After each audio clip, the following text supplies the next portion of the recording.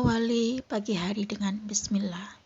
Semoga hari ini banyak kebaikan menghampiri kita.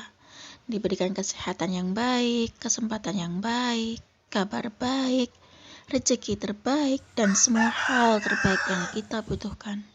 Dan semoga Allah mempermudahkan urusan kita, memperlancarkan perjalanan kita tanpa hambatan apapun. Serta semoga kita pun selalu istiqomah di jalan Allah, dan apapun yang kita dapatkan hari ini, semoga menjadi berkah. Ya Rob, lindungilah kami dan keluarga kami, serta karunikanlah kami hati yang selalu bersyukur, lisan yang selalu terjaga, hati yang selalu bersih, dan jiwa yang selalu tenang. Assalamualaikum warahmatullahi wabarakatuh. Halo teman-teman, jumpa lagi di channel YouTube Vina Sweet. Nah, di sini saya akan berbagi kisah tentang keajaiban sholawat yang teman-teman rasakan. Teman-teman di luar sana tuh banyak yang sedang terlilit hutang riba ya teman-teman. Nah, mari kita lihat kehidupan teman-teman yang sedang banyak masalah. Kita lihat yang pertama itu bagaimana hubungan mereka dengan Allah. Dan yang kedua, seberapa banyak ajaran Rasulullah SAW yang dia kerjakan mulai dia bangun tidur sampai dia tidur lagi, seperti yang dikatakan oleh Dr. Zaidul Akbar. Kalau ada orang hidupnya penuh dengan masalah, coba lihat.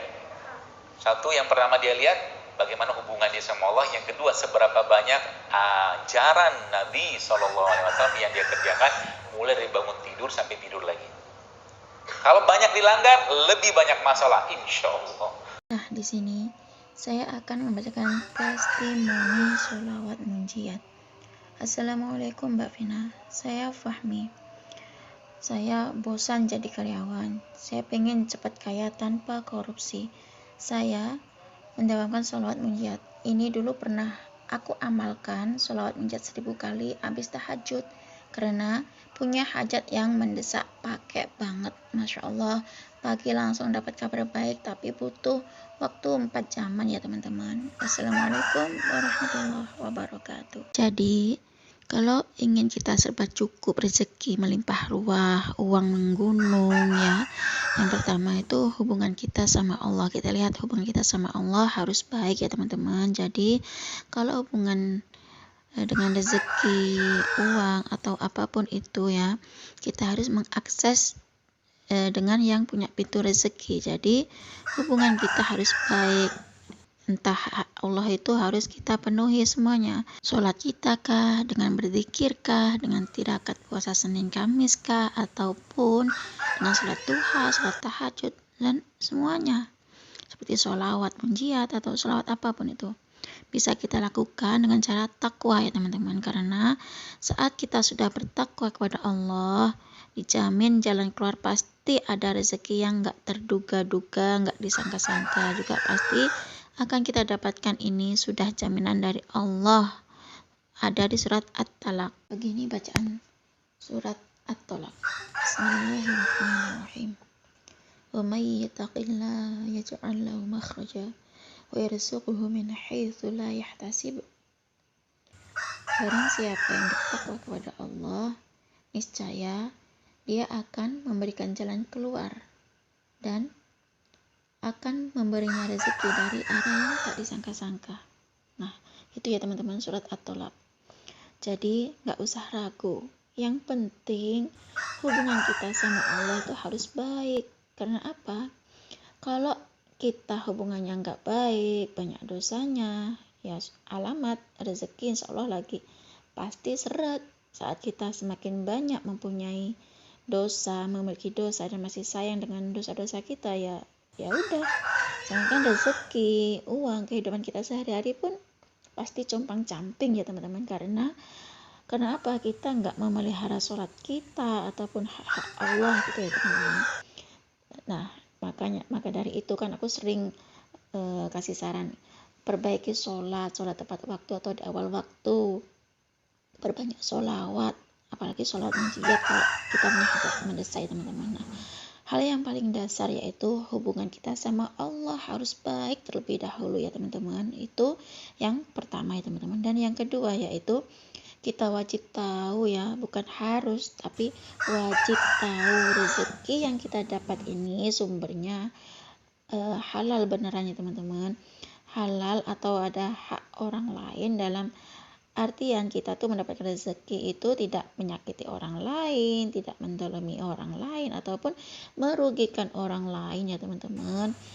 Nah, yang membuat rezeki kita berkah ya teman-teman, saat kita mendapat rezeki yang berkah, maka seandainya kita mendapatkan gaji 3 atau 5 juta itu ya, sangat cukup untuk kebutuhan kita, bahkan untuk menabung saat rezeki sebanyak apapun. Kalau itu tidak barokah, aliran uang yang kita dapat dari hasil judi, hasil nipu orang, ataupun mencuri, sebanyak apapun itu pasti nggak akan berbentuk apa-apa ya teman-teman.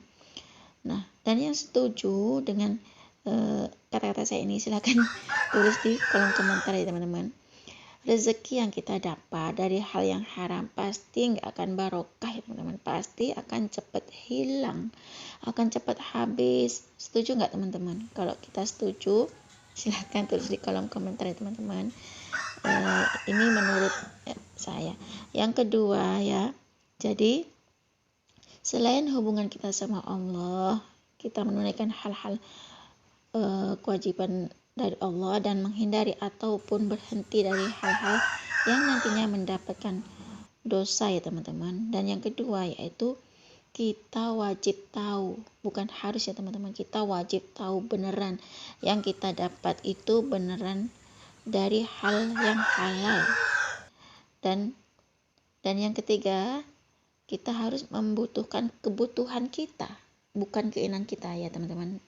Yang nomor 3 ini adalah mendahulukan kebutuhan kita, bukan keinginan kita ya teman-teman. Jadi biasanya kita ini sudah dapat peribahasanya gitu, gini, kita dapat gaji 3 juta seadanya ya gitu kan, ataupun 4 juta dalam sebulan. Tahu-tahu rezekinya kita tuh dalam sebulan pendapatannya tuh nambah menjadi 10 juta ataupun 15 juta gitu. Nah, dari 10 juta biasanya pengeluaran kita itu jadi ikutan naik. Karena apa? Rezeki yang kita dapatkan itu juga naik gitu loh teman-teman. Kebutuhan tuh kadang hal yang tidak kita butuhkan pun kita beli. Jadi kita harus pinter ya teman-teman. Apa yang menggunung ya harus pinter mengalokasikan dana, memanajemen uang tuh gimana gitu ya.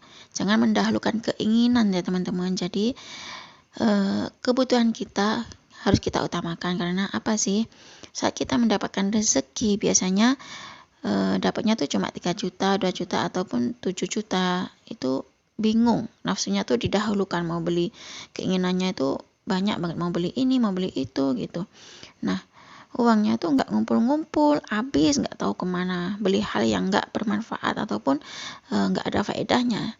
Jadi sudah punya motor akhirnya upgrade beli motor, sudah beli mobil, ada mobil beli mobil lagi, ataupun tukar tambah. Jadi kalau orang Jawa tuh iman-iman ngomongnya ya teman-teman. Nah, jadi kita tuh harus menunda kesenangan kita ya teman-teman. Saat kita sudah menunda kesenangan kita, menunda bersenang-senang, benar-benar menginvestasikan uang kita atau mengalokasikan keuangan kita dan menunda yang namanya keinginan tadi, lebih mendahulukan yang jadi kebutuhan kita, benar-benar kebutuhan kita, insya Allah uang kita akan menggunung. Jadi itu yang ketiga. Dan yang terakhir, yang keempat, yaitu gak usah gengsi ya teman-teman, gak usah malu untuk hidup sederhana ya teman-teman, sederhana. Karena apa? Pada dasarnya saat ini ya, saya sama teman-teman ini kan banyak saat punya rezeki yang berlimpah, nggak mau makan di warung kaki lima, maunya di restoran, selalu pesan makanan seperti Gojek gitu kan, nggak mau makan ikan tahu tempe gitu, agak tirakat dikit gitu ya. Ya udah, hilang semuanya saat sudah mendapatkan rezeki yang baru, berlimpah ruah ya. Nggak usah malu ya teman-teman. Adanya sandal itu pokoknya pantas kita pakai, ya udah nggak usah beli sandal sampai 4 atau 5 gitu kan. Kita belinya ke Shopee, ke Lazada. Sekarang kan zamannya ya beli order barang tuh secara online gitu kan, searching. Nah, ada sepatu bagus, kita beli semua. Padahal baju yang kemarin itu juga masih bagus loh. Seperti sepatu yang rusak bisa dijahit, soalnya beli lagi jadi gini ya, keluar uangnya. Nggak usah malu ya teman-teman dengan keadaan kita yang hidup dengan sederhana. Karena apa sih? Ya nanti yang akan membuat kita, rezeki kita atau uang kita terus menjadi menggunung, apa ya, serba cukup intinya. Nggak harus kelihatan mewah ya teman-teman, dan itu intinya apa yang jadi kebutuhan kita harus kita dahulukan ya teman-teman, dan apa yang jadi keinginan kita senang-senang seperti itu karena apa yang memang butuh pengorban, seperti kita ingin rezeki tetap berlimpah ya kita butuh pengorbanan. Saat kita mau ingin sukses ya teman-teman, pasti ada yang dikorbankan, yaitu waktu ataupun kesenangan kita. Saat kita menunda kesenangan kita ya teman-teman, insya Allah kita pintar mengalokasikan dana kita, menginvestasikan dana kita, uang kita pasti akan bertambah, menggunung, dan kita nggak akan menyesal di suatu hari karena kita nggak tahu kesehatan kita, umur kita, dan yang namanya dunia usahakan naik turun. Jadi kita nggak akan tahu kapan kita ada di atas, kapan kita ada di bawah ya teman-teman. Jadi seperti itu.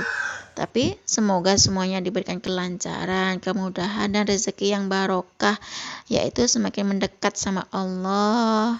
Dan yang kedua, kita tahu gaji aliran rezeki kita yang kita dapatkan itu benar-benar dari hal yang halal, bukan dari menyakiti orang, menipu orang, ataupun dari judi.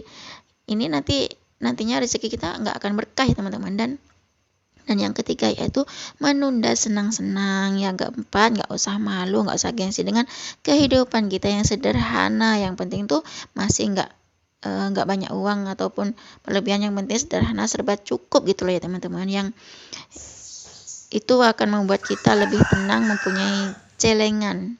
Itu lebih baik daripada hidup mewah tapi nggak punya celengan seperti itu. Dan jangan lupa untuk sedekah ya teman-teman, apalagi sedekah subuh, karena katanya Syekh Ali Jabir itu sedekah subuh itu banyak keutamaannya.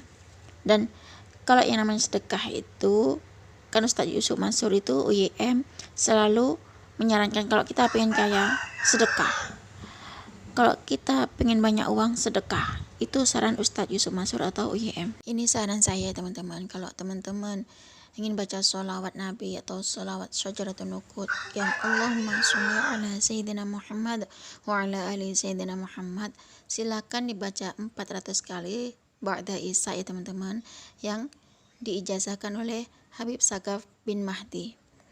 Kalau teman-teman ingin baca sholawat Jibril yang sallallahu alaihi Muhammad, silakan teman-teman baca sebanyak 4.444 kali yang diijazahkan oleh Mbak DN Resutari atau Mbak Dina Resutari.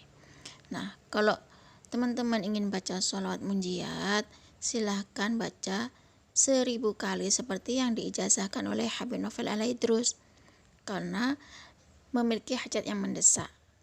Atau membaca sholawat munjiat 500 kali yang diijazahkan oleh Mbak Melisa. Jangan pernah lelah untuk bersolawat, selalu ada nikmat di balik solawat.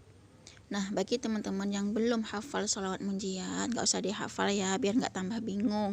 Lebih baik kita dengerin sholawat munjiat itu dari HP atau dari video, atau kita baca teksnya aja gak apa-apa. Seperti ini bacaan sholawat munjiatnya. Bismillahirrahmanirrahim. Allahumma sholli ala Sayyidina Muhammadin salatan tunjina biha min jami'il ahwali wal afat wa taqdi lana biha jami'al hajat wa tutahhiruna biha min jami'is sayyi'at wa tarfa'una biha 'indaka 'ala darajat wa tuballighuna biha aqsal ghayat min jami'il khairati fil hayati wa ba'dal mamat. Nah, itu sholawat munjiat ya teman-teman. Cukup segini aja ya teman-teman yang bisa saya sharing. Semoga kisah testimoni itu tadi bisa menginspirasi kita semua. Semakin banyak kita bersolawat, maka semakin banyak berkah yang kita dapat. Wassalamualaikum warahmatullahi wabarakatuh.